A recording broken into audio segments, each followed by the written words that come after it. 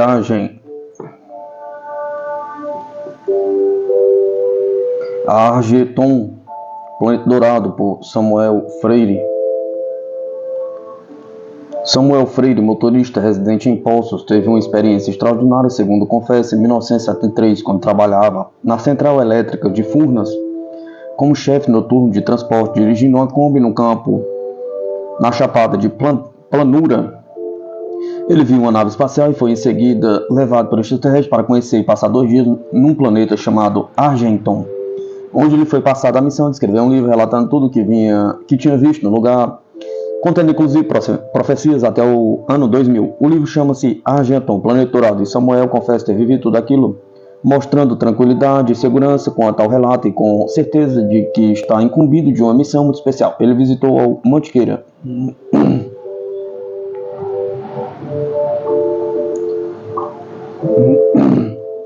Prefácio.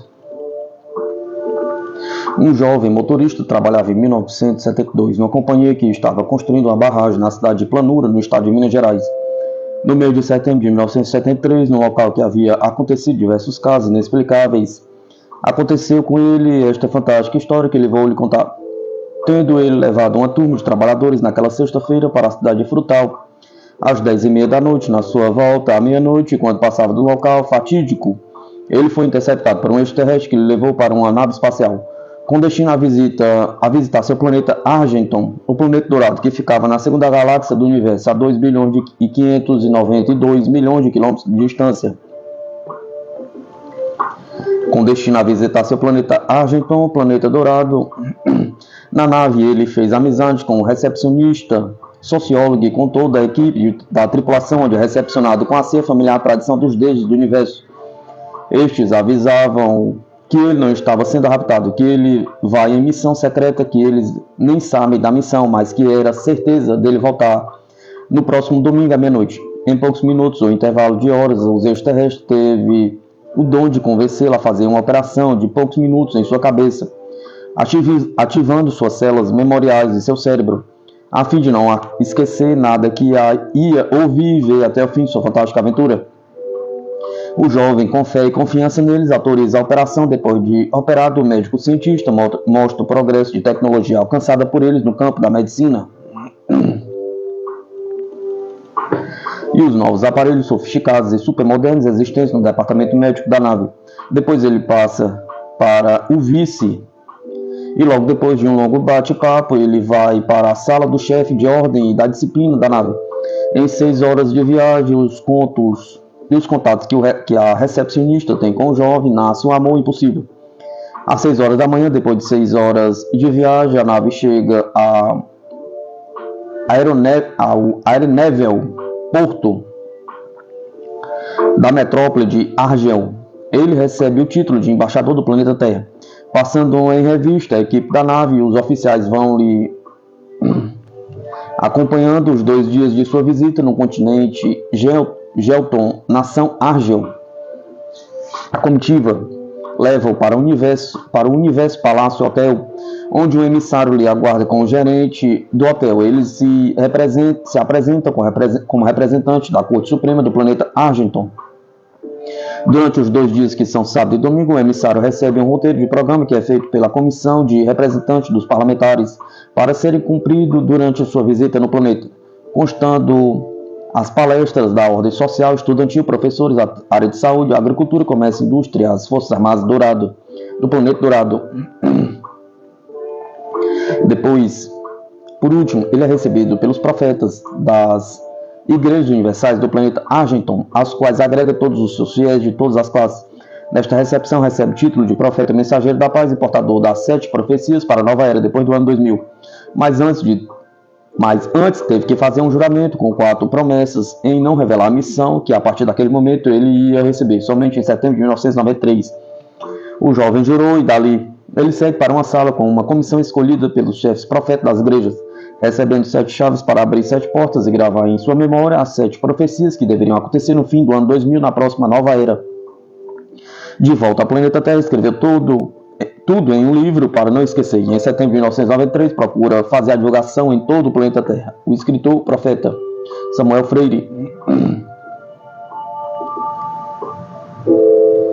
A mudança de Juiz de Fora para Planura, março de 1972. Logo no começo deste ano, morava eu e minha família na cidade de Juiz de Fora, na cidade de Minas Gerais. No estado de Minas Gerais, trabalhava como motorista, cobrador, vendedor e comprador na firma Cama Econômica, Indústria e Comércio Limitado. Anexa a essa narrativa uma cópia de xerox da minha carta de apresentação como prova desta afirmativa, para que todos os leitores deste livro possam acompanhar passo a passo o desenrolar desta aventura. Com a perda de minha mãe adotiva, fiquei desgostoso e resolvi mudar de cidade, procurando um novo emprego em uma nova cidade. Era 25 de março de 1972. Algumas semanas depois eu estava transferindo-me para a cidade de Planura, no mesmo estado de Minas Gerais. Corria tudo normal, não sabendo que o destino fora traçado por forças ocultas e que ali seria o palco de uma sessão fantástica, além da minha imaginação. Éramos 6, minha esposa, eu e 4 lindos filhos, Délio, Dessa, Delme e Dilva. Até aquela data, quando me casei, prometi a Deus que se o primeiro filho fosse homem, colocaria o nome de todos eles com a letra D. Seria uma prova de agradecimento e todos os nomes teriam 5 letras em homenagem ao seu filho Jesus, e assim foi feito.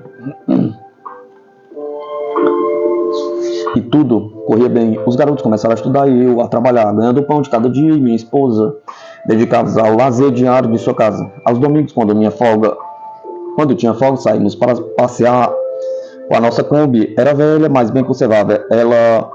Era ela que transportava nossas pequenas mudanças de uma cidade para outra. Íamos à margem do rio e ali nós passeávamos, pescávamos e tomávamos banho, voltando todos alegres por termos passado horas agradáveis. Assim tínhamos uma vida normal como qualquer outra família que tem respeito a Deus e a seus semelhantes. No serviço como motorista, fui designado para guiar uma Kombi nova e moderna. Minha tarefa resumia-se em transportar os chefes de setor às suas casas e buscá-los na hora do almoço. Depois, durante o dia, ficava à disposição de um engenheiro e sua turma responsável pelos serviços hidrelétricos da obra. Tudo corria bem, os garotos estudavam alegremente. A mudança da cidade de Juiz de Fora para a Planura foi ótima.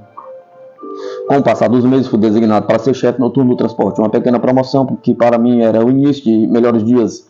Anexo xerox para comprovação do fato. Não sabendo eu que tudo estava traçado em meu destino, e cada dia, sem eu saber, estava sendo preparado para uma divina missão histórica e polêmica.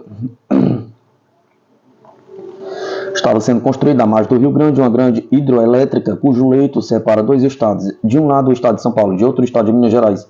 Na divisa do estado de São Paulo fica a cidade de Porto Colômbia e do outro lado a pequena cidade de Planura. Ligando estas duas cidades a uma ponte de concreto por onde passavam os caminhões que conduziam todo o material da obra. Talvez por ser melhor localizado e sua topografia favorável, achou-se conveniente construir nosso acampamento no lado do estado de Minas Gerais, junto à cidade de Planura. A obra adquiriu uma grande área entre a cidade e o trevo da principal rodovia federal, e uma segunda pequena cidade foi construída, com lindas avenidas, lago artificial e em cada lado da avenida foram construídos bairros operários, executivos e casas modernas para a diretoria, com toda a estrutura possível de lazer, contando com piscinas, campo de futebol e um pequeno ambulatório para emergência. Planura era desconhecida, mas com os novos investimentos foram ampliando seu comércio e surgindo novas redes de agências bancárias, pensões e hotéis. Dizem que até mesmo o vigário da paróquia havia pedido transferência e resolveu ficar depois do progresso, ampliando a igreja para receber os novos membros paroquianos. Até outras cidades que viviam das fazendas começaram a ampliar seus estoques devido à procura de novos produtos.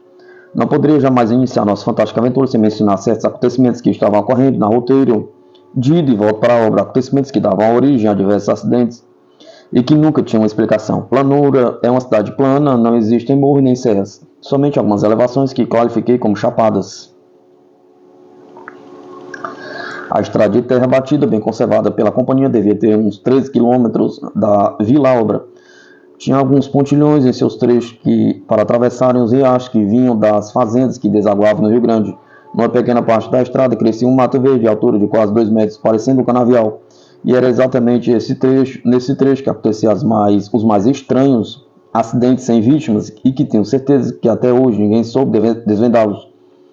Os mistérios que vou relatar ficaram guardados comigo durante 20 anos. Tudo aconteceu depois que comecei a trabalhar na hidrelétrica de Porto Colômbia. A maioria dos nossos colegas motoristas já haviam passado por acidentes e acontecimentos estranhos e fora do comum, havendo muitos deles iniciado as investigações com a chefia da obra, polícia e vigilância, mas sem nenhum resultado positivo. Os carreteiros e caminhoneiros que transportavam material pesado para a obra pertencente As firmas das capitais sempre comentavam que quando passava a noite naquele trecho, seus veículos apresentavam defeitos nos carburadores, falta de gasolina, sentiam medo e arrepios. Para nós era motivo de riso e era o comentário do dia. Assim o tempo ia passando e de vez em quando novos acidentes. Não tenho nenhuma intenção de fantasiar os relatos, não deixo de relatá-los porque faz parte desta aventura, pois é o elo principal da corrente e faltaria o pivô da história. Numa bela manhã de sol do mês de setembro de 1973, logo depois do café, o dono de uma pequena fazenda situada à margem da estrada que dava acesso à obra e ao trecho citado, chamou o seu empregado responsável pelo trator, solicitando que fosse arar uma pequena área de terra do outro lado da rodovia. Terras que deveriam ser preparadas para receber as primeiras sementes antes da chuva do mês de setembro. O jovem rapaz, obedecendo às ordens de seu patrão, seguiu para executar sua tarefa, não sabendo ele que iria acontecer algo estranho na sua vida. O inevitável aconteceu ao passar a porteira que dava acesso à estrada. Um veículo que vinha em sentido à obra bateu no meio do trator, cortando-o pelo meio. Foi o tempo do tratorista ser jogado para 10 metros do local e sofrer alguns arranhões e um grande susto. Ele alegou às autoridades que foram investigados os fatos que o veículo era um basculante de cor verde que não tinha carroceria e sim uma travessa larga em cada lado. Para concluir, o referido caminhão não havia aparecido na obra e na estrada e não havia outra saída. O caso foi dado por encerrado pelas autoridades locais. Alguns dias depois, uma caminhonete F1000 levava uma turma de operários para a vila e no mesmo local dos acontecimentos, o tampão da frente levantou-se, deixando os operários assustados. E a chefia justificou que o motorista não tinha fechado bem o tampão. Uma semana depois, saía da obra levando os chefes de setores para almoçar em suas casas, como fazia todos os dias, e quando passava no local, o vidro da frente da Kombi recebeu uma pedrada, espatifando-o em mais de 100 pedaços. Para surpresa dos chefes, eu não estava em alta velocidade, não havia passado nenhum veículo em alta velocidade que motivasse o deslocamento da pedra. Vocês não acham que seria muita coincidência? Tudo isso no mesmo trecho daquela estrada? Pergunta. Há muitos mais aconteceram e estou relatando apenas alguns. Às 7 da manhã de outra semana, um caminhão saiu atrasado para buscar uma turma de operários da vila. É lei na empresa que todos esses veículos andem com capotas de lona e os bancos para que os operários estejam livres do sol, da chuva e de outros acidentes. Este veículo saiu da garagem quando chegou à vila, estava sem lona e sem os bancos. Pergunta, onde estariam eles? Pergunta. Quando o veículo chegou na praça local, os operários começaram a reclamar e outros davam risadas. O motorista saiu de seu cabine para conferir as reclamações dos operários, mas mesmo assim todos foram de pé. Ao passar no local, não foi surpresa ver os bancos e as lonas tudo em cima do capim, tudo em perfeita ordem. Este acontecimento quase motivou a dispensa do motorista, que foi culpado de alta velocidade, mas tudo foi abafado como se nada houvesse acontecido, ficando as dúvidas ao chefe dos setores. Será que a lona e os bancos estavam soltos? Pergunta. Este último caso que escolhi para narrar tem como personagem pessoas que fazem parte do segundo escalão da chefia. Ele era supervisor de transporte e chefe geral dos canteiros da obra da companhia. Estava eu de plantão no sábado à tarde, quando o referente solicitou uma condução sem motorista, a fim de fazer uma diligência na área e depois iria a um casamento com sua esposa na cidade de Barretos. Esta cidade ficava distante, a uns 40 quilômetros da obra, no estado de São Paulo. Eu estava ciente e ele não ignorava o regulamento da companhia. Nenhum veículo da obra poderia sair sem um motorista titular. Mas existe um velho ditado, para que toda regra há uma exceção. E quem pode mais manda. E se tratando de fiscal geral da companhia, não pude dizer não ao seu pedido. Chamei o motorista de uma das caminhonetes e solicitei que revisasse o veículo para nada faltar. Assinei o documento de saída, entreguei as chaves, desejando boa viagem e solicitando o horário de regulamento da noite. Nenhum transporte poderia passar da meia-noite, somente com autorização do departamento de transporte do primeiro escalão. Ao jovem motorista de plantão, mandei bater o ponto e o mesmo foi para sua casa sem perder as suas horas extras. Tudo estava acontecendo sem eu poder fazer nada e contra a minha vontade. Alguém me dizia que algo ia acontecer e alguém iria pagar o pato. Comentando com meus colegas de serviço, todas as opiniões foram iguais. O que poderia fazer? Pergunta. Se tivesse outro encarregado, eles fariam o mesmo, porque era comum o supervisor levar o veículo sem ordem expressa da chefia. O expediente continuava sem outra normalidade. Para o momento dei por encerrado o episódio.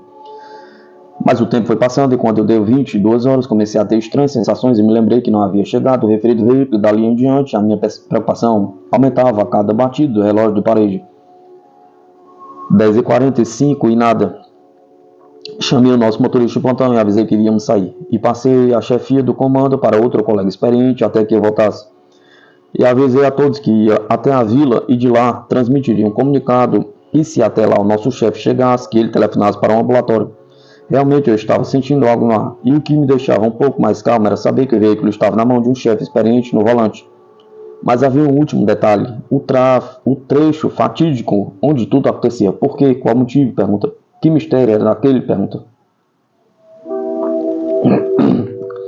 Passamos pelo local onde tudo estava em ordem. Chegamos na vila e não havia nenhuma comunicação. Resolvi voltar, pois minha preocupação aumentava. Já eram 23 horas. E quando estávamos 50 metros do local, vimos um vulto dando com as mãos para pararmos. Alguém estava sentado na margem, logo verificamos que havia acontecido o que estávamos pensando. Não tivemos mais tempo de pensar, removemos os dois para um ambulatório. Ali foram medicados e ficaram em observação e repouso. Autorizei a ambulância da obra para que seu motorista ficasse de plantão e, se fosse o caso, levasse os dois para a cidade de Barris, na Santa Casa, pois ali havia todos os recursos. Outras providências não tomei, deixei para o dia seguinte, quando passaria o cargo ao colega do dia. No dia seguinte, a ambulância conduziu os dois para suas casas, do acampamento da obra. Logo depois fui visitar o local do acidente e a caminhonete. A remoção foi feita pela segurança da empresa, juntamente com o relatório da polícia.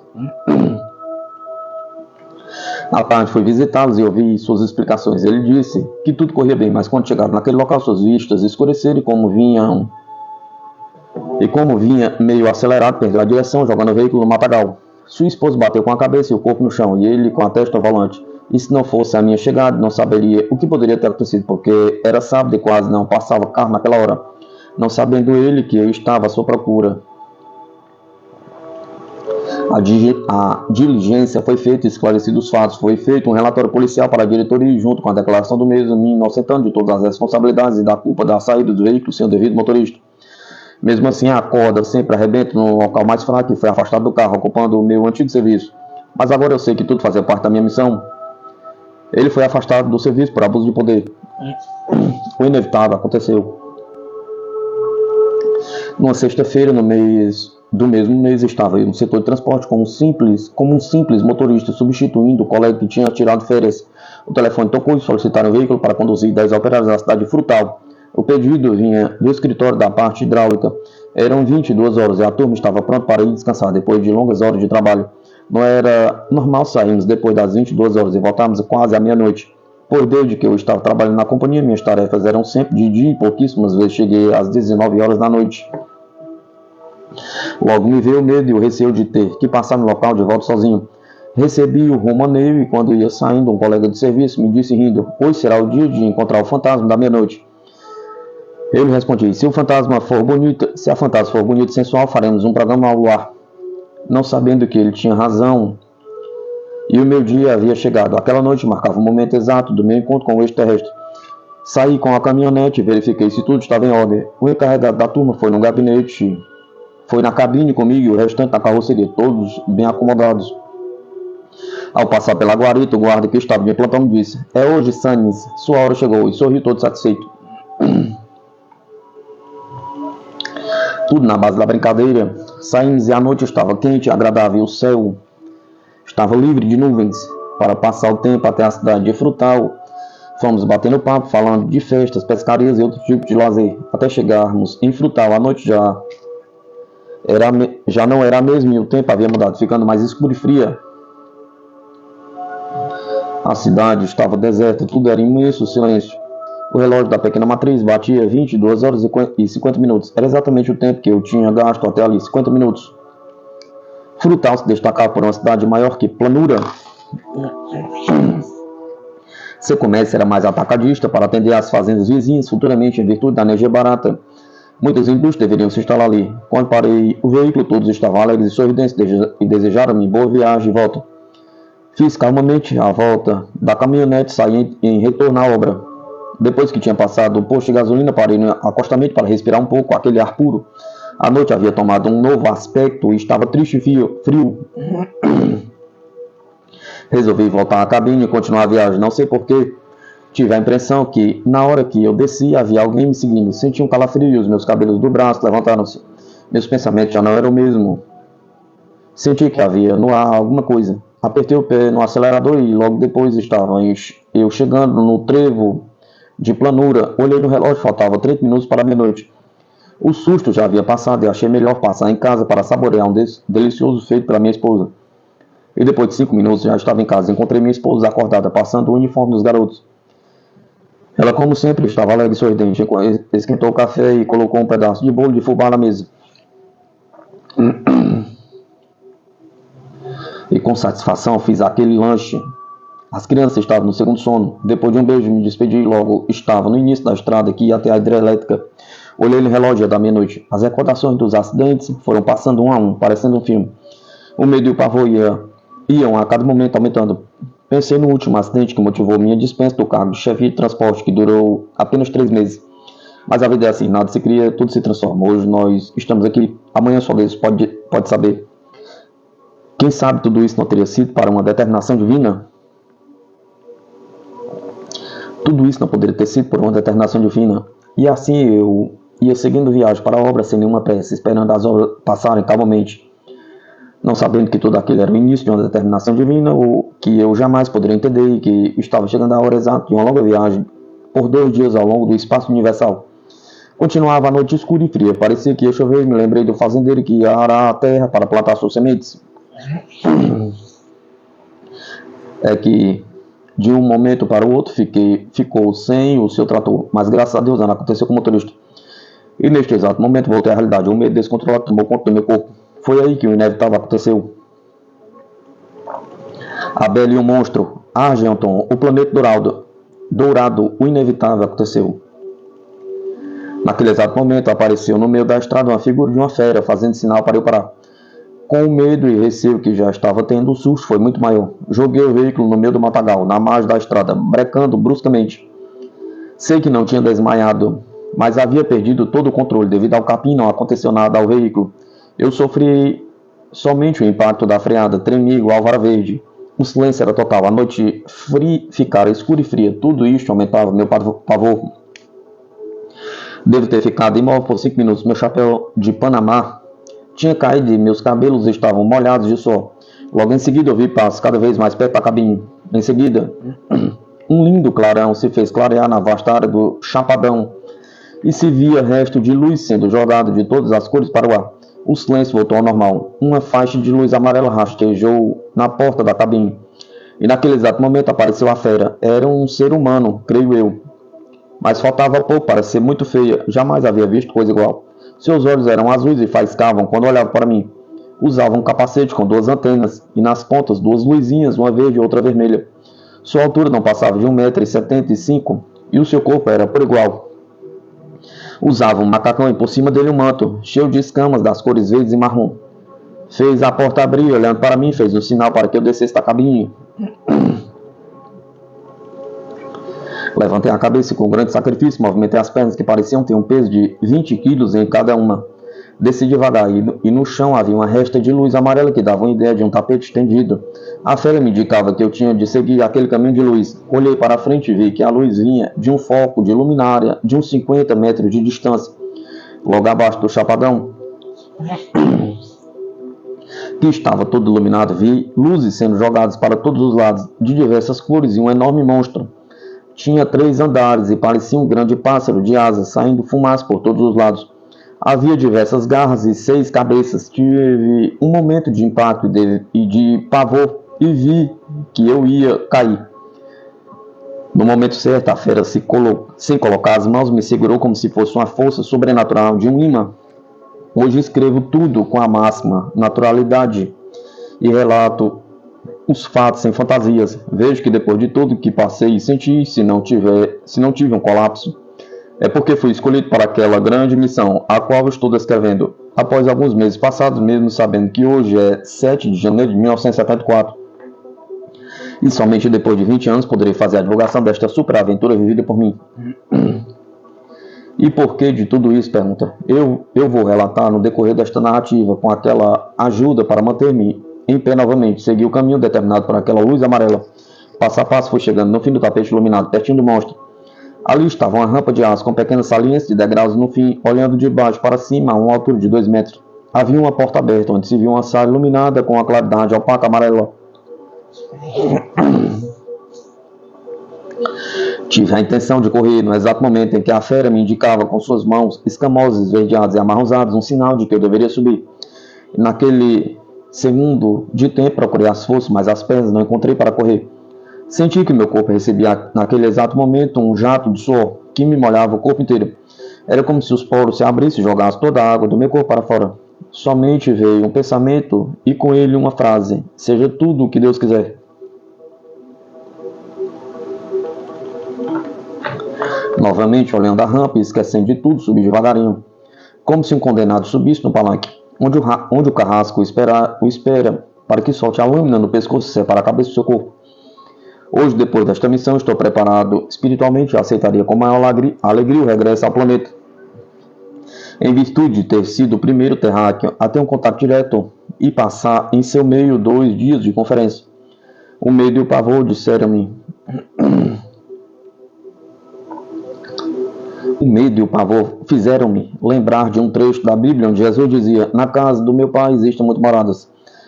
Isto quer dizer que o universo tem outros planetas habitados e que nós estamos atrasados e nem temos capacidade nem autorização para chegarmos até eles ainda. Subi até o fim da rampa juntamente com a fera e a porta se fechou nas minhas costas e eu senti um barulho nos meus ouvidos. Era como se eu tivesse ouvido o barulho das ondas do mar sendo jogadas nas rochas. Eu estava encostado na parede de aço, na pequena sala do monstro, acuado feito um coelho, esperando a oportunidade para escapulir. Mas, no meu caso, não havia jeito e esperava somente o momento de ser devorado pelas garras da nojenta fera monstruosa.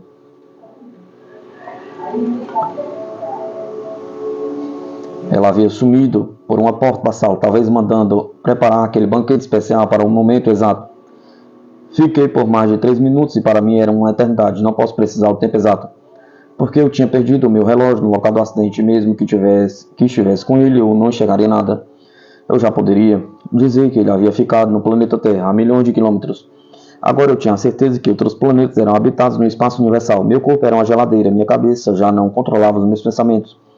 Minhas pernas doíam. Eu me sentia um trapo humano. Minha vista estava vendo figuras nas paredes, estrelas, borboletas e manchas pretas ao meu redor.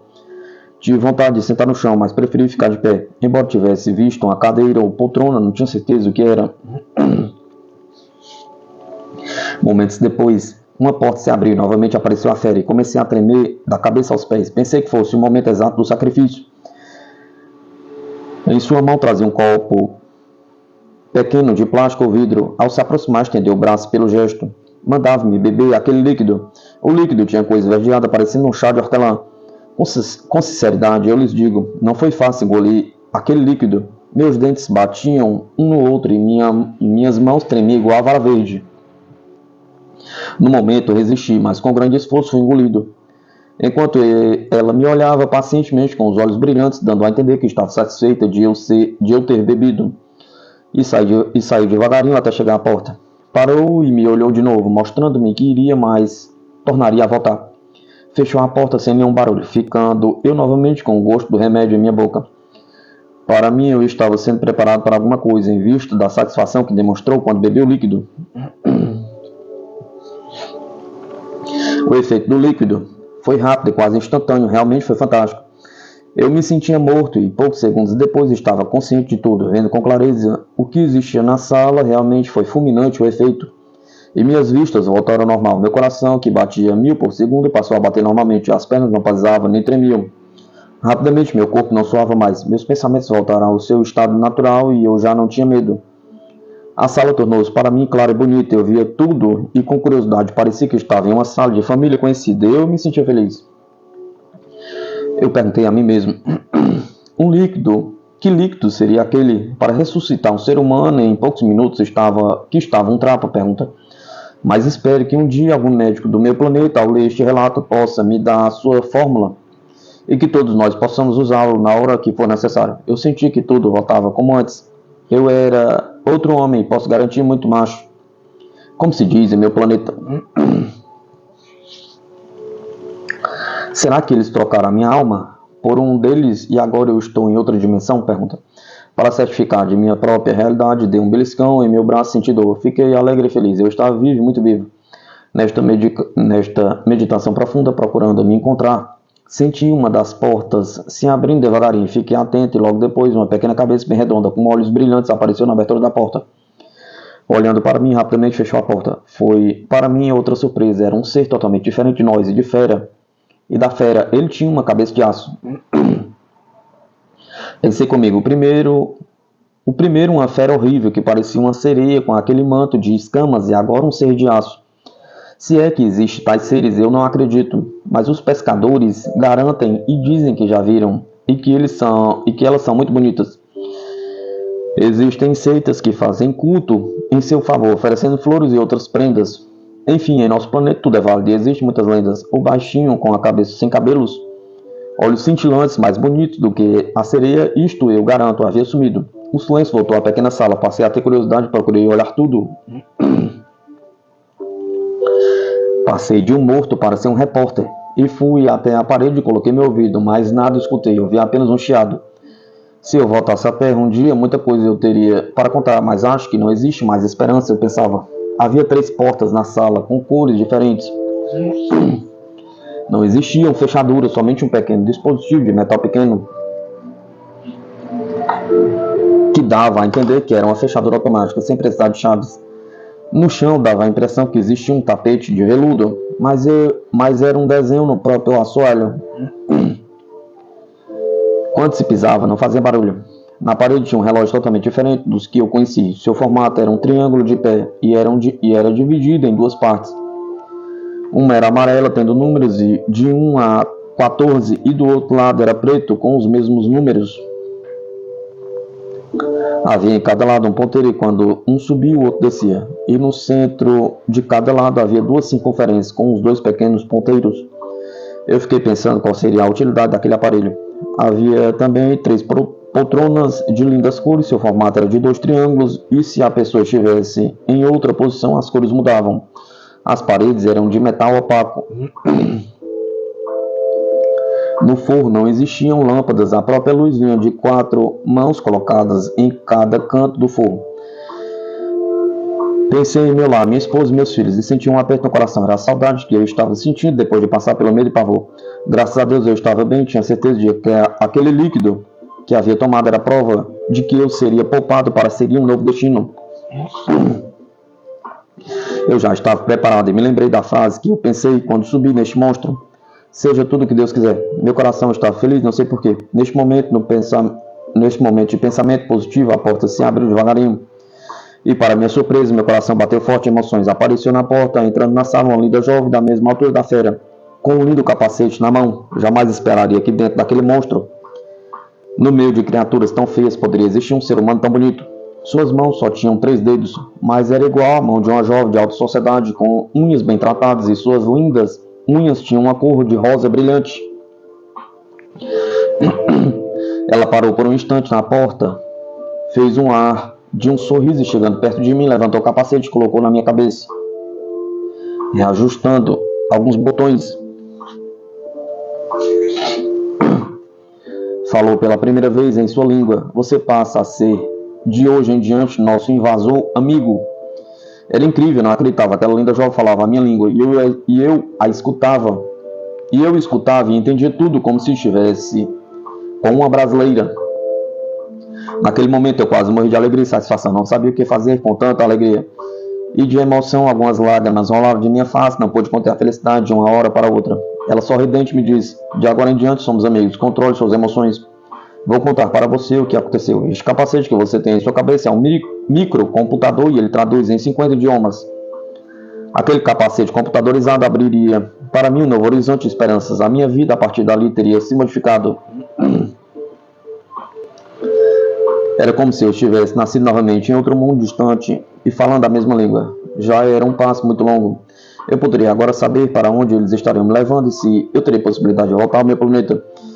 Ela com carinho me mandou sentar numa das poltronas e me disse: seu nome é Samuel, mas em nossa língua seu nome passa a ser Samson. Aqui só temos um nome. Não é como no seu planeta, que uma pessoa tem até 5 nomes diferentes.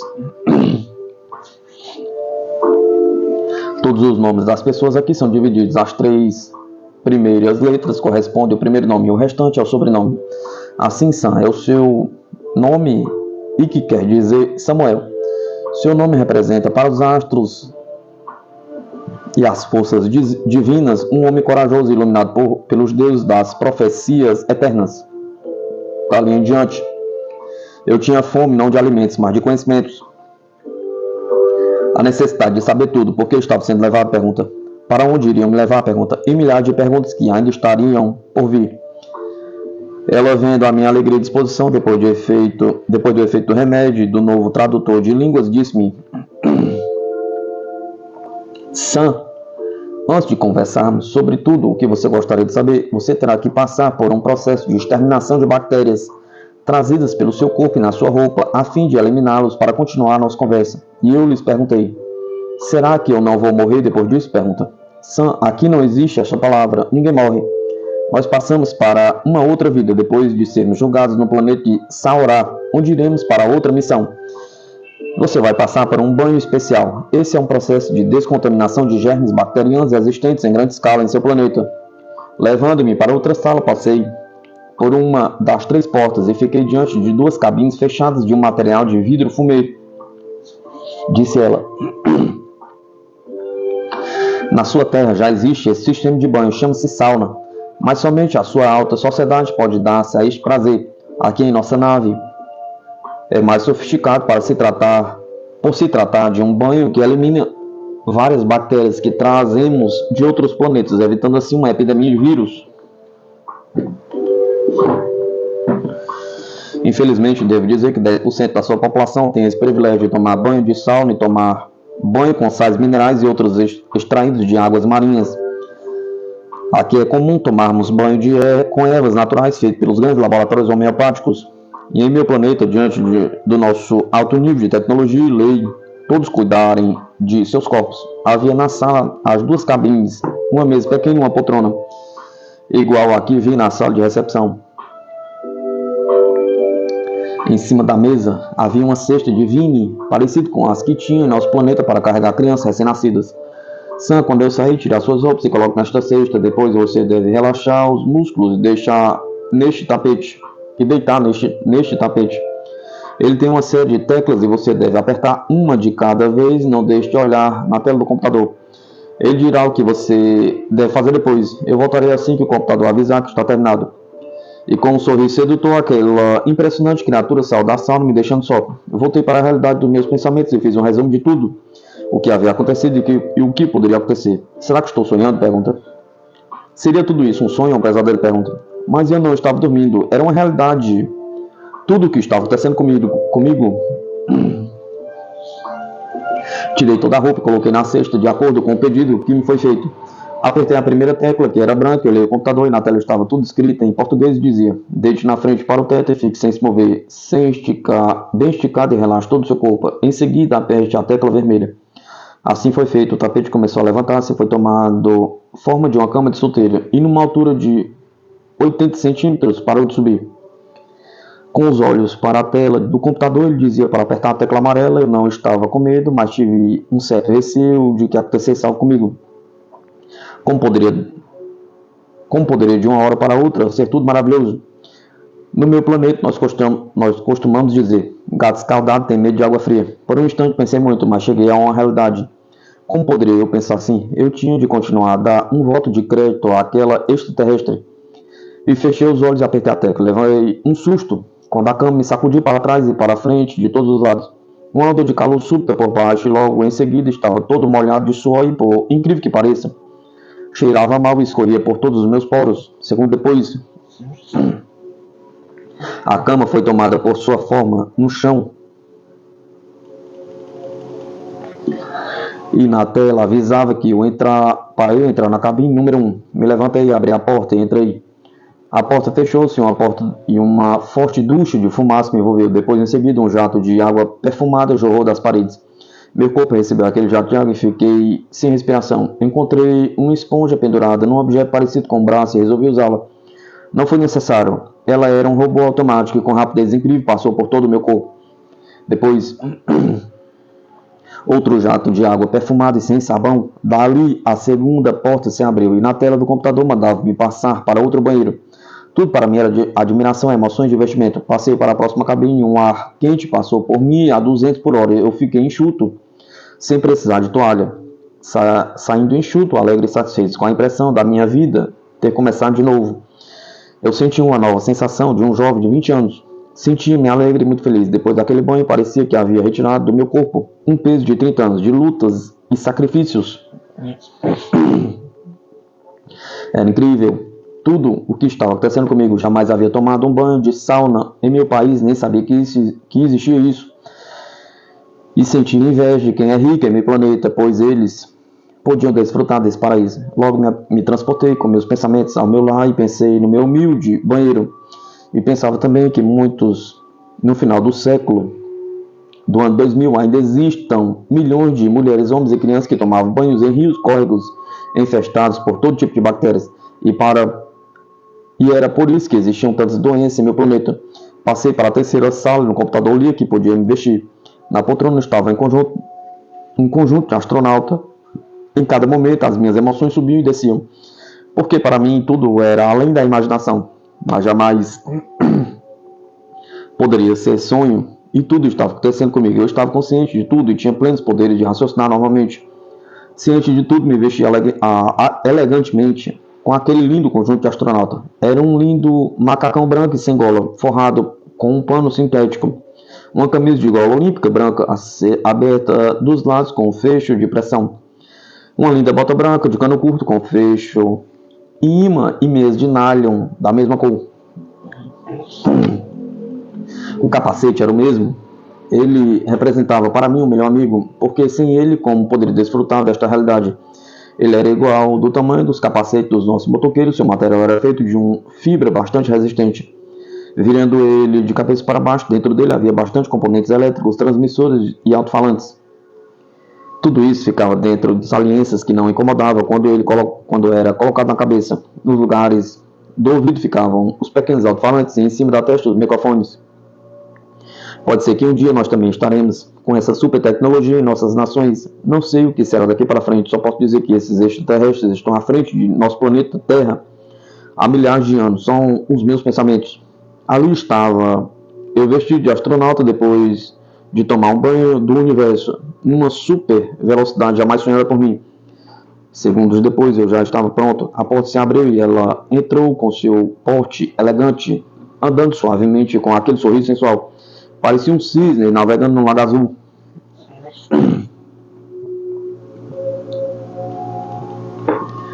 Com sinceridade, eu como homem penso que ninguém deixaria de sentir vontade de beijá-la.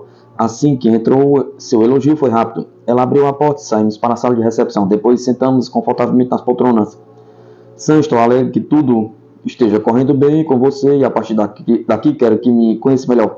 Assim poderemos ter uma longa conversa e você poderá fazer as perguntas que deseja. Meu nome é Nixon e a partir de agora somos amigos. Eu lhe estendi a mão num gesto de aperto e ela rindo não estendeu a mão e sim o braço. E eu fiz o mesmo. Disse ela.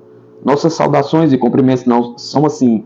Aqui nós não damos as mãos. Esta ética que existe em sua terra é um sistema fora de ética para nós. Seu povo, depois do ano 2000, deixará de cultivar esse costume. Eu lhe perguntei o porquê e que mal havia, e ela me respondeu. É através das mãos que seu povo contraiu muitas doenças e muitas vezes quando se aperta uma mão, não se sabe o que ela pegou anteriormente. Se você fizer uma comparação na festa, observe que são cansativos os apertos de mãos e as batidas que levamos nas costas. No casamento, os noivos apertando as mãos de todos e abraçando-os, no final estarão cansados até para a lua de mel. Há anos atrás, existia um líder enviado por seres superiores para modificar o comportamento de todas as nações. E ele cumprimentava a todos levantando as mãos. Mas ele não foi compreendido pelo seu povo, ele falhou em sua missão. Mas outro está para voltar com muita garra e poderes. e temos a certeza que vai vencer todas as batalhas. Ela apertou uma tecla de sua poltrona e logo em seguida apareceu um pequeno robô com 2 travessas de chá solicitado por ela. Era o mesmo robô que tinha colocado a cabeça no espaço aberto da porta. Ele me entregou uma travessa e entregou outra para a jovem. Eu ficava emocionado de ver o progresso que existia até aquele momento. Não foi necessário sair de sua cadeira e gritar por alguém para ser atendido. Em sua poltrona havia um dispositivo eletrônico com diversas teclas. Ela apertou 2 teclas e logo veio o garçom, que era um pequeno robô, trazendo o que ela havia solicitado em nada dizer. Ela imediatamente, parecendo ler os meus pensamentos, me disse: a partir de agora tudo vai ser emoções sobre emoções. Eu lhe aconselho a ir se acostumando com o nosso grau de civilização. Nossa tecnologia está além da sua uns 3.000 anos. Sua nação está descobrindo a tecnologia e nós só estamos aperfeiçoando. Ela nos traz tudo o que é de bom para todos os nossos povos, sem privilégio para alguns poderosos. Todos nós somos filhos de Deus e temos como direito de termos tudo o que nos faz feliz na vida. Mas não acontece em seu planeta, pois o seu povo é hipócrita, mentiroso e muito egoísta. Muitos nada têm, pequenas maiorias têm metade e minoria tem tudo. Você acha que está certo? Pergunta. Existem 2 tipos de invasores, que chamamos de intruso invasor e o outro de invasor amigo. Você é um invasor amigo porque invadiu nosso espaço a nosso convite. O intruso invasor é aquele que entra em nosso espaço sem ser convidado. Seu planeta é o maior da galáxia. Embora um terço tenha uma vida primitiva, os outros ainda estão sofrendo o impacto do frio e do calor insuportáveis. Não quero entrar em detalhes sobre a sua nação, mas o Brasil está cotado a partir do ano 2000 como uma das maiores potências do planeta Terra. Ele será o pulmão da Terra, o maior celeiro das 180 nações, enquanto muitas outras voltarem a serem pó, água ou gelo. Voltarão a serem pó, água ou gelo. Realmente, cada momento com aquela jovem acrescentava o conhecimento do futuro do planeta Terra. Via em seu semblante estampada a sinceridade e o grau de alto nível social e cultural. Então eu lhe perguntei: qual a sua missão na nave e o grau de estudos que você tem? Pergunta. E ela me respondeu: tenho 18 anos de estudos ininterruptos e minha classe é especial. Estudei sociologia, psicologia e aqui na nave sou responsável pelo setor de recepcionista e escrevo para alguns magazines semanalmente. Neste momento, uma luz acendeu em sua poltrona e ela me pediu licença para sair, mas que não demorava. Eu já não entendia mais nada. A moça era formada e a sua classe era especial. O que seria a classe especial? Pergunta.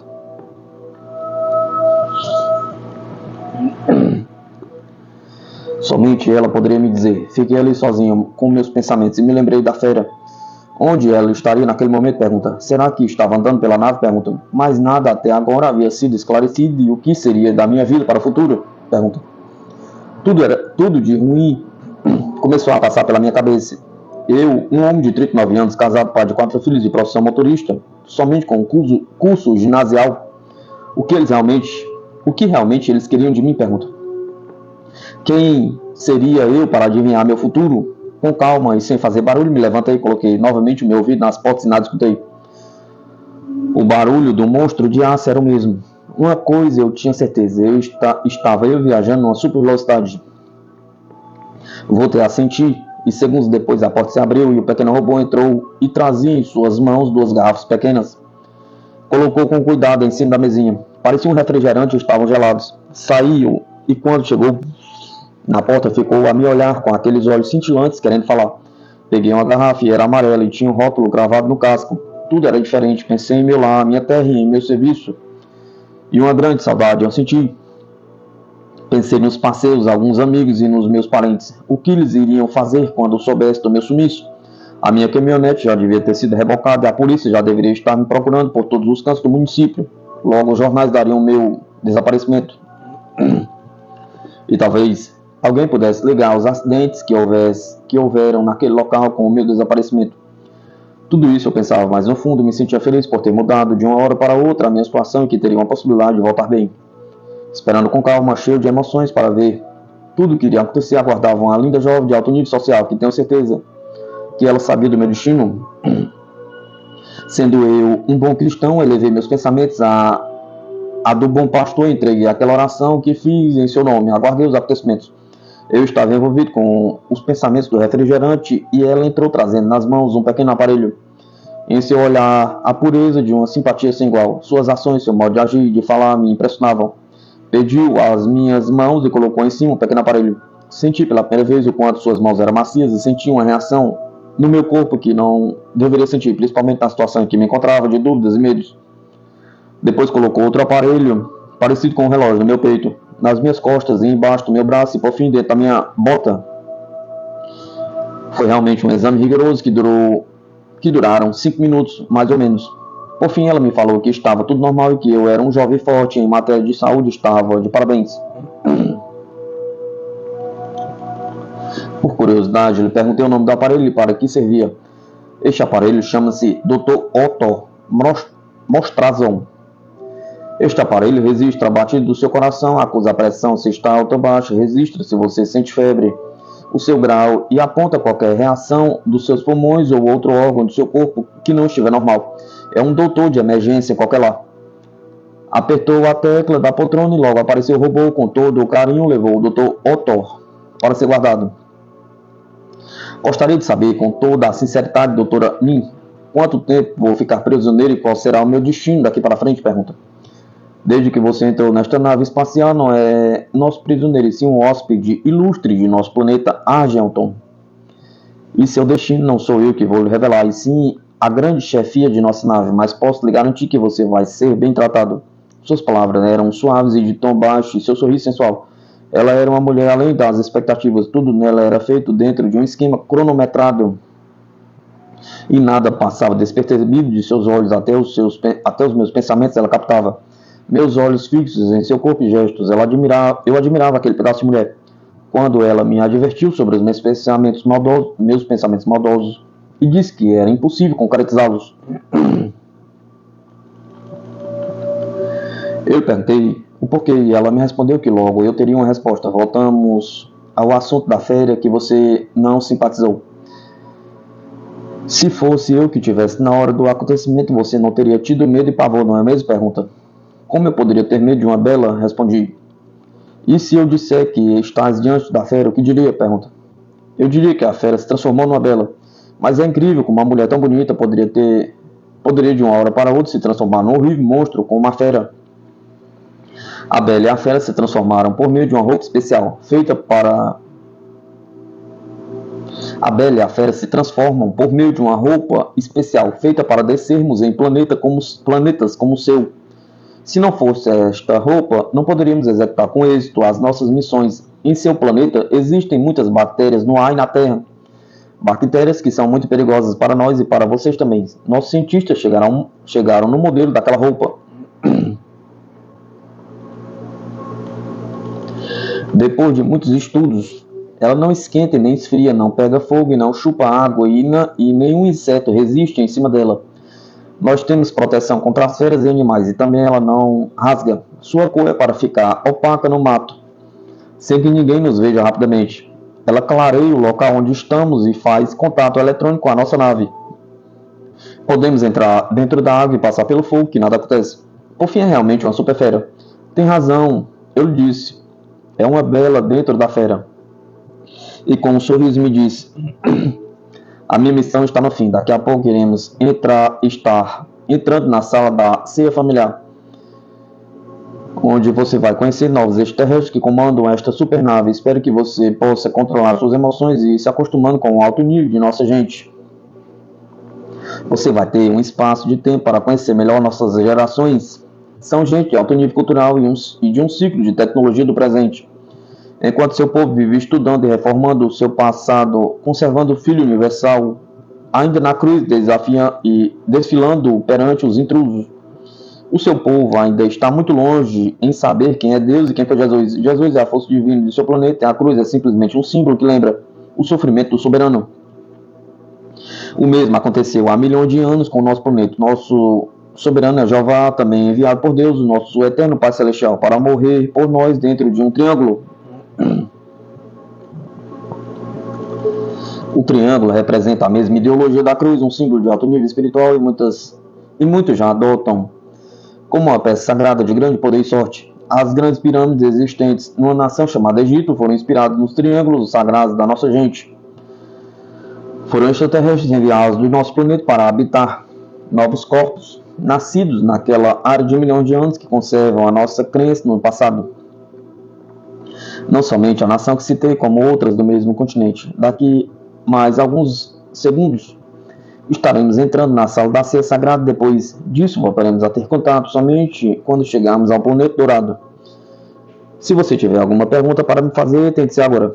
Me tenham diversas dúvidas que gostaria que fossem esclarecidas. O que é ceia familiar? Pergunta. O que é curso australs? Pergunta. E por que sua missão está no fim? Pergunta. Ceia familiar é uma refeição que se faz uma vez por dia, junto de pessoas queridas. Curso australs é um período que estudamos os astros, a vida de cada estação no período do ano. E minha missão está no fim, porque você passará a ter novos contatos com outros seres.